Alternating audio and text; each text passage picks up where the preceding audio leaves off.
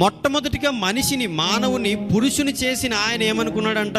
నరుడు ఒంటరిగా ఉండటం మంచిది కాదనుకున్నాడంట. ఆ మనిషికి సాటి అయిన సహాయం ఉండాలి.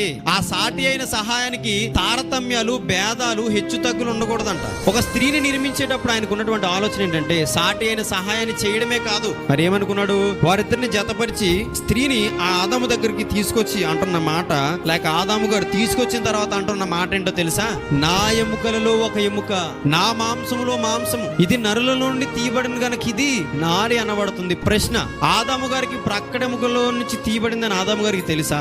మాంసములో మాంసమని ఆయన చూశాడా? ఇది నా నుండి తీయబడింది గనక ఇది నారి అనబడద్దని తనకు అర్థమైందా? తనకు తెలిసిందా? తెలీదు. తెలవకుండా ఎలా మాట్లాడుతున్నాడంటే, తీసిన తర్వాత, సెపరేట్ చేసిన తర్వాత దేవుడు ఆదాముతో మాట్లాడుతున్నాడు. ఆదాము, నీ కంటికి కనబడుతుంది, నీకు ఆమెకి ఈ వ్యత్యాసాలు కనబడుతున్నాయే. ఆ వ్యత్యాసాలు ఎందుకో తెలుసా? మీ ఇద్దరి మధ్య ఒక బంధాన్ని ఏర్పరచాలనుకుంటున్నాను. మీ ఇద్దరి మధ్య ఒక బంధాన్ని ఏర్పరచాలంటే మీ ఇద్దరు ఒకేలా ఉండకూడదు. అందుకే పురుషుని యొక్క కేటగిరీ వేరు, స్త్రీ యొక్క కేటగిరీ వేరు. కానీ గుర్తుపెట్టుకో, ఆదాము స్వరూపంలో ఆమె నా స్వరూపమే, నువ్వు కూడా నా స్వరూపమే. పోలికలో ఆమె నా స్వరూపమే, నువ్వు కూడా నా స్వరూపమే. స్వభావంలో ఈమె నా స్వరూపమే, నువ్వు కూడా నా స్వరూపమే. మరి ఎందుకు నిన్ను మట్టితో చేసి ఆమెను ఎందుకు ప్రక్క నుండి తీసాను తెలుసా?